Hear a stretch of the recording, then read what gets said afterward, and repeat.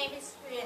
I read a Vietnamese story today for the kindy, and I have two stories. One is about the big rabbit, and I give them some activity to involve like a drawing after the reading. And the second story about the rabbit is sick, and then it's about helping each other when they feel sick or something like this, so to get them involved in the story, and they like it. And that is my first time for this experience, but I hope I can getting better for the next time. Yari and Tuma. I am Yari. I am Tuma. It's not about story. Yes, story. Yes, the meaning of the story, and like kids. If the kids not have mom and dad, if you not have someone to take care of, they're gonna go in vain. So I talk about that story today. Wow. Yeah. Here, like two sisters, they don't have parents, so they don't have no one. So they decide to go in the bush. How do you call this thing? And they decide to go in the bush and find a mud house. Mud house. Yeah.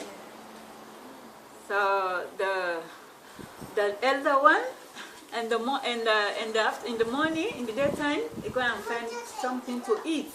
Something for the little one. But they have sing. But the place is this. The place is The place they were living was full of demons. Demons. Yeah. But they have sing. His sister have sing for his sisters. When he come, he said no open for no one. If you don't hear this sing, no open. So when his sister comes, he says, but his sister named Sierra. He says, Sierra, na de la bimbe Sierra, kingdom na bimbe Sierra. Baba won lo kirdiya Sierra. Nga won lo kirdiya Sierra. Asira kingdom na liyo masu. I did my own story as well because this is my mom.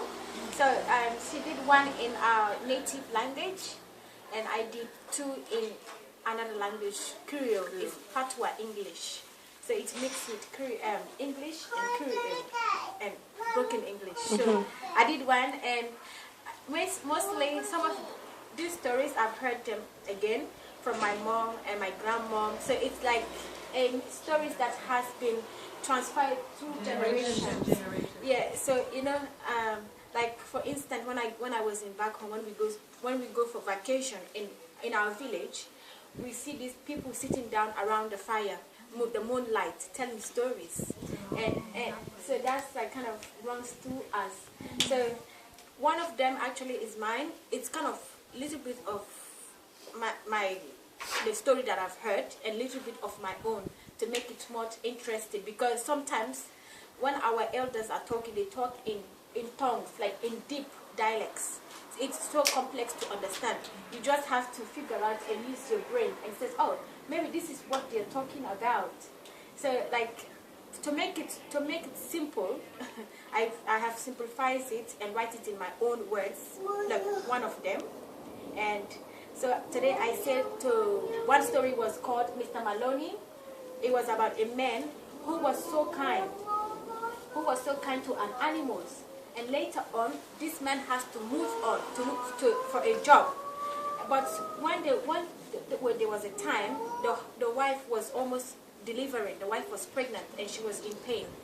The animal says, all the animals voluntarily says to him, I will go and find Mr. Maloney and tell him about the news. But each animal actually attempted to do it. And the bird, the one that is even nervous amongst them all, volunteered and said, yes, I will go to Mr. Maloney and I will tell him that your wife is about to deliver a baby. And he went. And so for us, that story means that always help others. You know, wherever you are, be kind to people, because in life you don't know where you will meet that person tomorrow. Maybe you might meet that person somewhere, and then that person will offer you some help, and then you may be wondering, what did I do to this person to deserve this help back?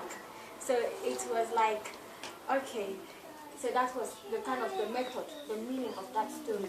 Always help someone, because you don't know who you met. The second one is called Monkey in Love. That's the one that I changed, because in Africa, people, they love women that has like big body. Them men especially, they think, oh, if you have big body, you have money, you are very rich, very successful. But it doesn't mean that way. But that's the way of thinking, mentality of thinking. And then, yeah, so I kind of wrote a story about that, like, and yeah, a monkey, because I love animals. I just see that animals have something which we have something similar with animals. You know, we are human beings, they are animals, but they think like us. You know, they fear their life like us. So I was like, oh, maybe it's good. So I've turned that story around a little bit. So I've been working on it, and today I seen it. It's a monkey that was in love with a human being, with this round figure African woman. Yeah. That sounds hilarious.